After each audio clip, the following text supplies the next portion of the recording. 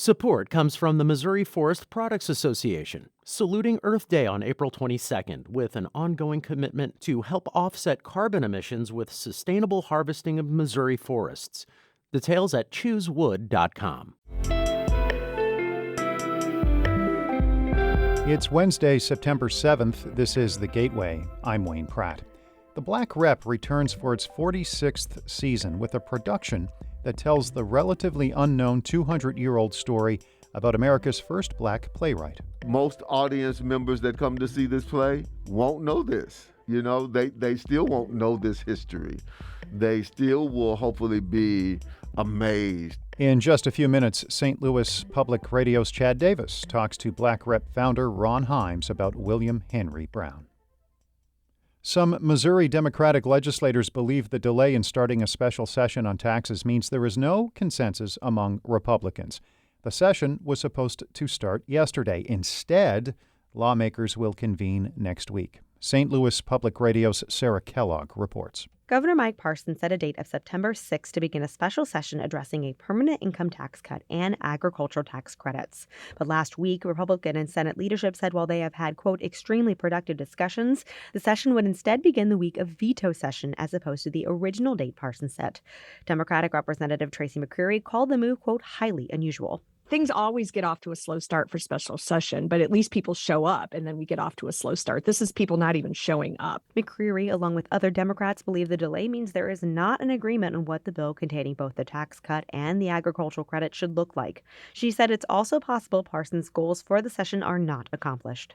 In Jefferson City, I'm Sarah Kellogg, St. Louis Public Radio. Governor Parson will not expand the scope of that upcoming special session to include recreational marijuana. The Post-Dispatch reports the decision follows a call from some lawmakers to put the issue on the agenda when they gather next week. They were trying to slow momentum for an amendment about legalized marijuana that will be on November's ballot.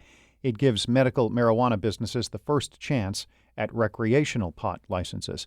The newspaper reports Parson has described the ballot question as a disaster because it favors businesses. St. Louis has an agreement with a condominium association to improve security in a building on Washington Avenue. The deal has led to the cancellation of today's nuisance hearing for the Eli Walker Lofts. It indicates St. Louis police have received hundreds of calls to that building in the last year. The agreement calls on the condo association to improve security, including the installation of a new camera and a lock system. Residents will also have access to an around-the-clock non-emergency customer service phone line. A private security firm will be on the property several times a week. Many provisions of Illinois' sweeping energy transition bill are coming into focus about a year after it was signed by Illinois Governor J.B. Pritzker. St. Louis Public Radio's Eric Schmid reports Metro East community leaders are focusing on two workforce hubs that will come to the region. Alton and East St. Louis will each get a workforce hub that will provide education and training for jobs related to solar and other clean energy transitions. Illinois will have 16 of these hubs, which aim to get residents from disadvantaged communities employed in the growing green economy. Community leaders in the Metro East are already meeting to figure out how the hubs will take shape. Hillary Scott Ogrevende is the executive secretary of the Macedonia Development Corporation in East St. Louis. There's still more work to be done. Those community leaders now have to make sure that what's in the black and white actually ends up in our households, in our businesses. Scott Ogrevende says community organizations like hers play a central role in diversifying the green energy workforce. I'm Eric Schmid, St. Louis Public Radio. The Illinois State Police are planning to have a permanent presence in East St. Louis. Governor J.B. Pritzker and other officials have announced plans for a new regional headquarters on a vacant lot across from the Jackie Joyner Kersey Center.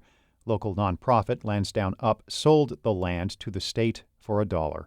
The group's director of administration, Kevin Green, says the neighborhood's residents are grateful the state police will be in the area. We just want to say welcome to the Illinois State Police, because now you've become one of our partners also. And together we can rebuild and transform this neighborhood. The $55 million building will house patrol officers, investigators, and SWAT resources. Funding comes from the Rebuild Illinois Infrastructure Plan. Construction is expected to take up to 4 years.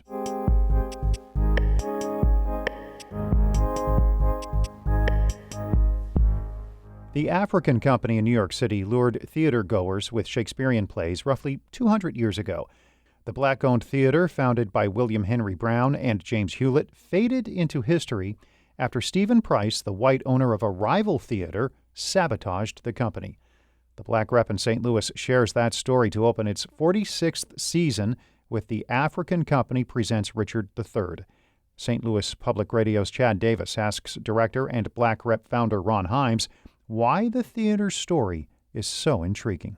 The African Company had become very, very popular. Of course, it was selling out to black people at the time, but it had become so popular to white people that William Brown had built a petition in the back of the theater so that whites could sit behind the petition to see the work of the African Company. I think initially, the white folks came to sort of see what the novelty was and to make fun of it, but then ultimately there were those who began to enjoy and appreciate the work. This also added to Stephen Price's not wanting the competition and feeling that he was losing customers to the African Company. And so he has a conversation with the constables and gets them to close down the African Company. What happened to William Brown after this period? We don't know. I mean, we sort of lose William Henry Brown, but we know that William Henry Brown's theater and James Hewlett's work and performances at that theater heavily influenced Ira Aldridge. So we lose them in history, but we gain the fruit of their labor in the accomplishments of Ira Aldridge. Ira Aldridge, is still considered by many to be one of the great Shakespearean tragedians of all time. So you said you first performed this in 2000. Yeah. So you had known about the history of this before then. So when you had learned that there was going to be a play, there's going to be something written about this, what were your immediate thoughts? Oh, well, when we done it in 2000, the play had been around for a while. Yeah, it had been out well before 2000. Other theaters had done it. I really was excited to do it again because, a lot of the work we do is about filling in blanks in history, telling stories that have been omitted from history, telling stories that fill the void in the American theater in terms of the contributions of Black Americans. Talk a little bit about how it was, even embodying William Brown. It was sort of me living my life. William Henry Brown is starting a black theater against all odds, against all challenges. And early on with the Black Rep, that's how I felt. Having the competition from white theaters that have more money, have more resources, that are bigger, that have been in existence longer, that have this sense of competitiveness, right? That doesn't allow them to collaborate, that doesn't allow them to embrace. That's what William Henry Brown had to deal with. In many ways, I've had to deal with that. But then on the other hand, I've had supporters. I've had people who, worked with the Black Rep in our early years and helped to support us and ultimately sustain us. It's 2022, pretty much 200 years after this incident happened in the first place. Does this story still feel relevant today? Oh, I think most definitely. I think that audiences will plug right into it. They get the play that tells the story about the founding of the African Company, and they get enough of Richard III in the play so that there basically are two stories, two plays being performed at the same time.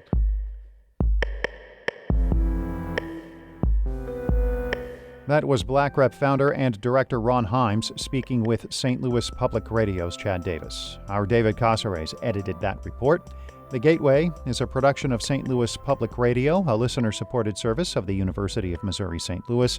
Music by Ryan McNeely of Adult Fur. I'm Wayne Pratt. Have a great day.